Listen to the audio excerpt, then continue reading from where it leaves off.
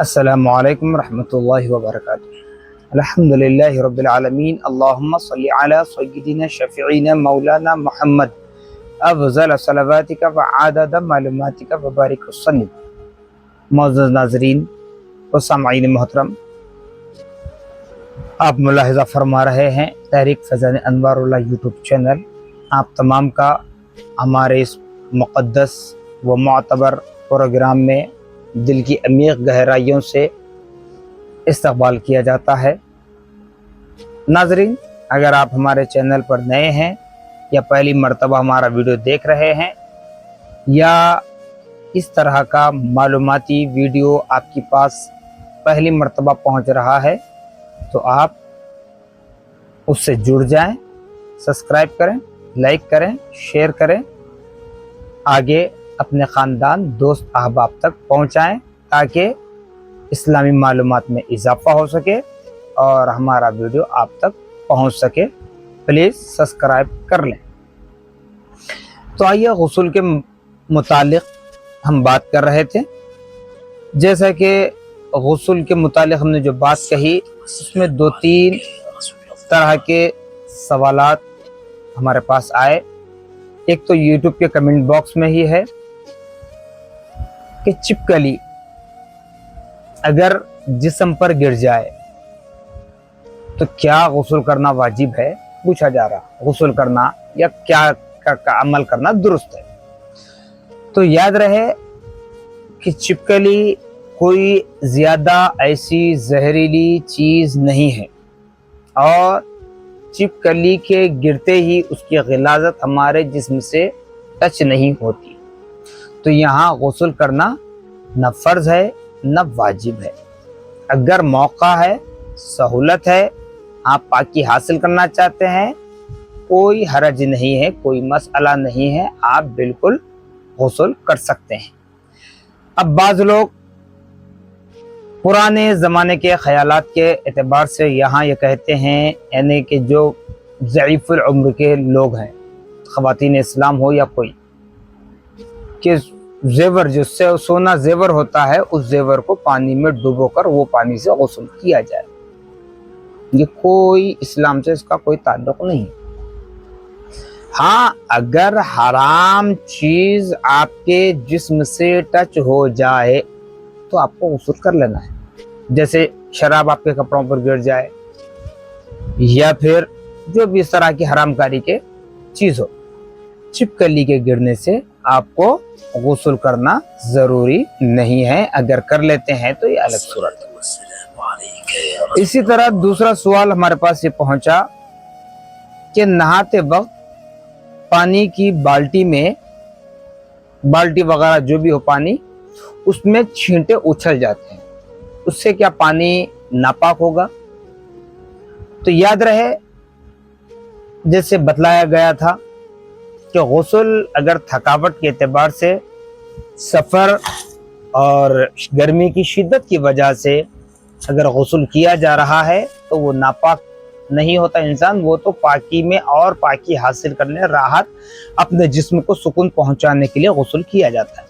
اگر ناپاک آدمی سے مراد جس پر غسل واجب ہے، بالغ مرد عورت جس پر غسل واجب ہے، ایسے اشخاص بھی اگر غسل کر رہے ہیں، بکیٹ میں، بالٹی میں اگر پانی کے چھینٹے اچھلتے ہیں تو اگر جگہ اتنی میسر ہے، آسانی سے آپ کر سکتے ہیں، تو یوں کریں کہ پہلے تو پانی کی بالٹی کو تھوڑا سا فاصلے پر رکھ دیں، یعنی کہ آپ کا ہاتھ جہاں تک لمبا ہو سکتا ہے، مگ کے ذریعے جہاں سے پانی لے سکتے ہیں، تو کچھ کم چھینٹے اچھلنے کا امکان ہوتا ہے۔ دوسری چیز، اگر آپ کو یہ عادت ہے کہ اس کے اوپر ڈھکن ڈھانپ دیں، ڈھکن اٹھا کر پانی مگ سے لے کر غسل کر سکتے ہیں، آسانی ہے تو اس طرح کا عمل کر لیں۔ نہیں، یہ دونوں صورتیں ممکن نہیں ہیں، تب بھی اس میں کچھ چھینٹے اچھلنے سے وہ پانی ناپاک نہیں ہوتا۔ کیوں نہیں ہوتا؟ اس لیے نہیں ہوتا کہ آپ کو پہلے بتلا دیا گیا کہ ایک تو وضو کر لیں، دوسرا جس جگہ پر نجاست لگی ہے اور دونوں سبیلین یعنی آگے اور پیچھے کے مقام کو جو نجاست کے مقام ہیں جیسے پیشاب اور پاخانہ کرتے ہیں ان دونوں سبیلین کو اچھی طرح دھو لیں جی۔ اسی طرح ناف سے گھٹنوں تک کے حصے کو پیروں کو ہاتھ سے اچھی طرح رگڑ کر دھوئیں تاکہ وہ نجاست کی جگہ پاک ہو جائے، اور بالٹی میں گنگال جو بھی چیز ڈرم ہے پانی کا جس سے آپ لے کر غسل کر رہے ہیں اس میں بس مگ داخل ہو اتنا کوشش کر لیں۔ آپ اتنا حصہ ہاتھ دھو لیا، آپ کا اتنا حصہ پاک ہو گیا۔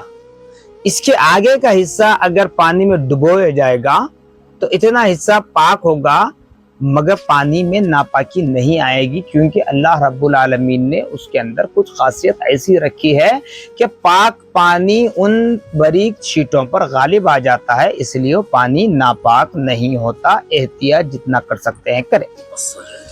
دوسرا سوال ہمارے پاس یہ پہنچا واٹس ایپ کے ذریعے کہ شاور سے نہانے والے لوگ کس طرح غسل کریں؟ تو جیسا کہ آپ کو بتلایا گیا، غسل جیسے وضو میں بھی آپ کو ہر عضو کو 3 مرتبہ دھونا ہے، تو ایسے ہی غسل کے فرائض ابھی آپ کو بتائیں گے۔ غسل کے فرائض کیا ہے؟ غسل کے فرائض ادا کرنے کے بعد یعنی کہ کلی اور ناک میں پانی چڑھانے کے بعد جسم پر 3 مرتبہ اچھی طرح پانی بہانا ہے، یہاں تک کہ بال برابر جگہ سوکھی نہ رہنی پائے۔ تو شاور کے نیچے ٹھہر کر بھی آپ نہا رہے ہیں یا ٹیبل کرسی پر بیٹھ کر نہا رہے ہیں شاور کے ذریعے، تو آپ کو چاہیے کہ پہلے سیدھے مونڈے پر اچھی طرح دھوئیں، پھر ہاتھ کو اٹھا کر اچھی طرح دھوئیں، پھر اس کے بعد بائیں شولڈر سے بائیں مونڈے سے دھوئیں، پھر اس کے بعد سر سے پورے جسم پر پانی بہایا جائے۔ تو شاور کے نیچے جب ٹھہر کر نہائیں گے، بیٹھ کر نہائیں گے تو آپ کو گھومنا پڑے گا، یعنی کہ سامنے کے حصے پہ، پیٹھ کی طرف، ہر طرف سے پانی آپ کو اچھی طرح بہتے ہوئے اپنے جسم کو لگڑتے رہنا پڑے گا۔ خاص طور سے جیسے یہ ہاتھ کی کونی کا مسئلہ ہے، بغل کا مسئلہ ہے، گھٹنوں کا مسئلہ ہے، پیر کے پنجے کا مسئلہ ہے، تو ان تمام کو اچھی طرح مل کر دھوئیں۔ تو شاور کے نیچے بھی آپ 3 مرتبہ اس طرح کا عمل کر لیں تو آپ کا غسل ہو جائے گا۔ اسی طرح کسی ایک صاحب نے واٹس ایپ پر سوال لکھ کر بھیجا تھا کہ کیا سوئمنگ پول میں نہانے سے واجب غسل ادا ہو جائے گا؟ یاد رکھ لیں، سوئمنگ پول ایک پانی کو رکایا جا سکتا ہے، دہ دردہ نہیں کہلاتا۔ اگرچہ کہ دہ دردہ ہے، 10 گز لمبا، 10 گز چوڑا، 10 گز طول اگر ہے تب بھی اس کو بہنے والا پانی نہیں کہیں گے۔ جیسے تالاب، باولی، ہاؤس، مساجد میں جو حوض ہوا کرتے تھے پہلے، ابھی بھی جہاں ہے دیکھ لیں، تو یہ بہنے والے پانی میں کچھ غلاظت اگر گر جاتی ہے تو وہ پانی کے بہاؤ میں وہ غلاظت چلی جاتی ہے، تو وہاں پر آپ کا غسل ہو جائے گا۔ اور دوسری بات ذہن میں رکھ لیں کہ سوئمنگ پول میں نہانے سے احتیاط برتیں۔ اگرچہ کہ گرما کے موسم میں لطف اندوز ہونے کے لیے ہمارے نوجوان بچے بچیاں سب سوئمنگ پول جاتے ہیں، یا پھر بڑے امیر گھرانوں میں خود ایک حصہ سوئمنگ پول بنایا جاتا ہے، تو اس سوئمنگ پول کے پانی میں کیمیکل وغیرہ کا استعمال ضرور ہوتا ہے۔ وداؤٹ کیمیکل سوئمنگ پول کا پانی اتنا صاف نہیں رہ سکتا، کیونکہ اس میں ہر بندہ تیرنے کے لیے یعنی کہ نہانے کے لیے، گرمی سے لطف اندوز ہونے کے لیے وہاں پہنچتا ہے۔ تو بطور خاص جن پر غسل واجب ہے ایسے لوگ تو سوئمنگ پول میں نہ نہائیں، کیونکہ آپ پر غسل واجب ہے، آپ کی ناپاکی کی وجہ سے آپ کے جسم کی غلاظت اس پانی میں مل جاتی ہے، دوسروں کو بھی کراہیت ہوتی ہے، تکلیف پہنچتی ہے، اور پھر آپ کو بھی آپ کا غسل مکمل نہیں ہوتا، نہیں معلوم کون کس حالت میں وہاں آ کر نہاتے ہیں۔ بلکہ سوئمنگ پول کے متعلق تو بتایا جا سکتا ہے کہ اگر کوئی گرمی کی شدت سے لطف اندوز ہونے کے لیے سوئمنگ پول میں جا کر نہاتے ہیں تو ایسے لوگوں کو بھی چاہیے کہ وہ پھر حمام میں جا کر اچھے پانی سے غسل کر لیں، تاکہ آپ کے جسم پر جو کیمیکل وغیرہ لگا ہوا ہے وہ بھی نکل جائے اور جو ناپاکی ہے وہ بھی دور ہو جائے۔ سوئمنگ پول کے پانی سے آپ عبادت کرنا قبول ہونا یہ امپاسبل ہے، حتی الامکان اس سے بچنے کی کوشش کریں۔ اب آئیے اسی طرح غسل کہتے کس کو ہیں؟ حدث اکبر سے پاک ہونے یعنی سر سے پیر تک تمام جسم کو ظاہری سطح پر دھونے کا نام غسل ہے، جس کا دھونا بغیر کسی تکلیف کے ممکن ہو۔ بغیر کسی تکلیف کے مراد جیسے آپ کو بتایا گیا کہ مار ہے، زخم ہے، پٹی وغیرہ ہے، تو ایسے معذور لوگوں کو احتیاط کرتے ہوئے پلاسٹک وغیرہ سے اس کو کور کرتے ہوئے غسل کرنا ہے، باقی جگہ پر تیمم کر سکتے ہیں۔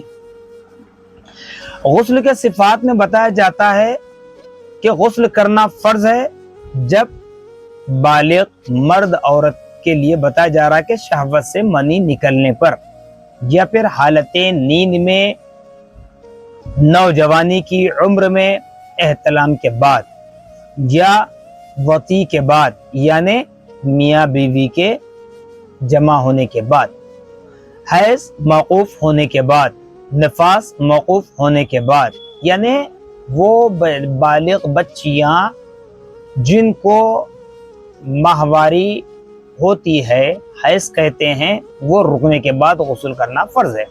نفاس یہ تو آپ کو اس سے پہلے بتایا گیا کہ جن خواتین کو بچہ پیدا کرنے کی طاقت جب تک ہے تب تک بچے کی پیدائش پر جو خون بہتا ہے اس کے رک جانے کے بعد غسل کرنا فرض ہے۔ اسی طرح غسل کرنا فرض کفایہ ہے۔ وہ کون سا؟ مسلمان میت کا نہلانا زندہ مسلمانوں پر، یعنی مسلمان میت کو غسل دینے کے بعد زندہ مسلمان کو غسل اگر کرنا ہے تو یہ فرض کفایہ ہے، ضروری نہیں ہے۔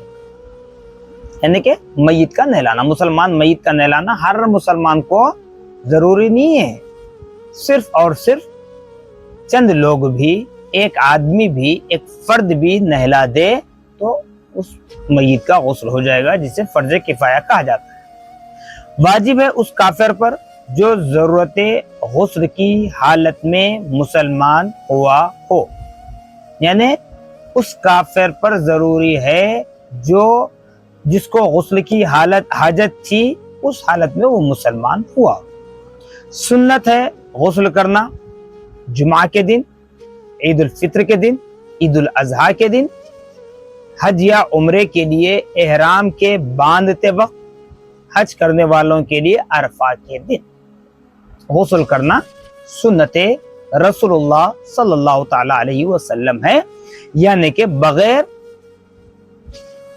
غسل کرے آپ حج عمرے کا احرام بھی باندھ سکتے ہیں، بغیر غسل کرے عرفہ کے دن حجاج کرام نکل سکتے ہیں، لیکن سنت پر عمل کرنے میں ہمارے اعمال میں دوبالا نیکیاں ہو جاتی ہیں۔ مستحب ہے شب معراج، شب برات، شب قدر، شب عرفہ، سورج گہن اور چاند گہن کے وقت۔ اسی طرح غسل کرنا مستحب ہے نئے کپڑے پہنتے وقت، سفر سے واپسی کے وقت۔ سفر سے واپسی کے وقت کیوں؟ جیسا کہ بتایا گیا آپ کو کہ تھکاوٹ دور ہوتی ہے۔ دوسری وجہ یہ ہے جو مستحب عمل بتایا جا رہا ہے، جیسے کہتے ہیں بیکٹیریا، جراثیم، جب آپ کہیں سے آتے ہیں تو جراثیم آپ کے جسم سے لپٹ جاتے ہیں۔ آپ کے گھر میں چھوٹے ننھے منھے بچے ہوتے ہیں، فلاں ہوتے ہیں، تو وہ بیکٹیریا سے، جراثیم سے محفوظ رہے، اس لیے سفر سے واپسی کے وقت بھی غسل کرنا مستحب عمل بتایا گیا۔ مکہ معظمہ میں داخل ہونے کے وقت، خواہ طواف زیارت کے لیے ہو یا نماز ادا کرنے کے لیے، مدینہ منورہ میں داخلے کے وقت تعظیم و تکریم حضور اکرم صلی اللہ علیہ وسلم، یعنی کہ نبی پاک صلی اللہ علیہ وسلم کی تعظیم و تکریم کے لیے مدینہ المنورہ میں داخل ہوتے وقت بھی غسل کرنا مستحب عمل ہے۔ آخری بات نوٹ کر لیں، جس طرح ابھی بارش نہیں ہو رہی تھی، موسم شباب پر تھا، نماز استسقاء دعا ہو رہی تھی، تو بتایا جا رہا ہے کہ طلب بارش کے لیے جب نماز استسقاء ادا کریں، دعا کریں رب کے حضور میں، تو اس وقت بھی غسل کرنا مستحب عمل ہے، اچھا عمل ہے۔ تو یعنی کہ غسل کے ذریعے کیا ہے، انسان پاک و صاف ہو جاتا ہے اور وہ بالکل اللہ کے قریب ہو جاتا ہے۔ تو بہرحال ہر حال میں اس کو کرنے کی کوشش کریں، اور غسل میں 3 چیزیں یاد رکھ لیں۔ کلی کرنا ہے آپ کو، جو فرض چیزیں ہیں، پھر ناک میں پانی چڑھانا ہے، سارے بدن پر سر سے پاؤں تک 3 مرتبہ پانی بہانا ہے۔ کلی کرنا ہے، روزے کی حالت میں ہے تو آپ کو کلی اس طرح کرنا ہے کہ پانی صرف آپ کی زبان پر رہے، حلق کے قریب نہ پہنچے۔ زبان کے اندر ایک چھوٹی جو زبان ہوتی ہے جس کو پڑجیب کہتے ہیں، اس حد تک پانی نہ پہنچنے پائے، کیونکہ اگر پانی وہاں تک اگر چلا جائے تو امکان ہے کہ پانی آپ کے حلق میں چلا جائے، تو روزہ فاسد ہونے کا امکان ہے۔ اس لیے حالت روزہ میں احتیاط کریں، اگرچہ کہ آپ کو غسل واجب ہو، جیسا کہ ماہ سیام میں لوگ رات میں قیام کرتے ہیں، دن میں روزہ رکھتے ہیں، تو سحر کر کے نماز فجر ادا کرنے کے بعد سو جاتے ہیں۔ اگر ان پر احتلام ہو، غسل واجب ہو، تو اس وقت بھی یہ احتیاط کریں کہ پانی کلی کرتے وقت پانی حلق تک نہ پہنچنے پائے، غرارہ بھی نہ کریں، زیادہ پانی منہ میں رکھ کر نہ بیٹھیں۔ اور ناک میں پانی چڑھانے کے لیے آپ کو وضو کے مسائل میں بتلایا گیا کہ حالت روزہ میں واجب غسل ہے، غسل واجب بھی ہے، تو پانی صرف لے کر اس طرح ناک کی سامنے والے حصے کو ٹچ کریں، ناک کے بلاغوں میں جانے نہ دیں، کیونکہ پانی ناک کے بلاغوں میں جائے گا، اگر سانس کے ذریعے پانی اندر تک آئے تو حلق میں اترنے کا امکان ہے، پھر روزہ فاسد ہونے کا امکان ہے۔ اسی طرح پانی نہاتے وقت بطور خاص رمضان میں روزے کی حالت میں، حالت روزہ میں کانوں میں بھی اچھی طرح دھونا ہے، تو کانوں کی سوراخوں سے بھی پانی کو اندر اترنے نہ دیں۔ اب آپ کہیں گے کیسے روزہ فاسد ہوگا؟ اللہ سب کو صحت عطا فرمائے۔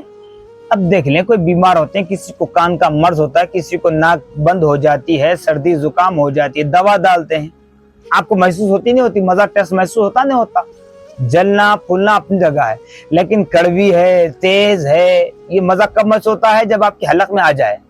تو اس طرح منڈی اٹھا کر ناک کی بلاغوں میں جب دوا ڈالتے ہیں تو محسوس ہوتا ہے، تو معلوم ہوا کہ حلق سے نیچے اتر رہا ہے۔ تو اس طرح بہرحال یہ حصے سے پانی نیچے اترنے نہ دیں، اس طرح احتیاط کرتے ہوئے غسل کریں۔ انشاءاللہ العزم مستعان و انشاءاللہ رسول اللہ رب العالمین ہمارے اعمال صالحہ کو اپنی بارگاہ میں قبول و مقبول فرمائے، اور ہمیں کہنے سے زیادہ عمل صالح کی توفیق رفیق عطا فرمائے، اور فرائض کی تکمیل کرنے کی توفیق رفیق عطا فرمائے۔ اللہم صلی علی سیدنا شفیعنا مولانا محمد افضل صلواتک وعدد معلوماتک وبارک وسلم۔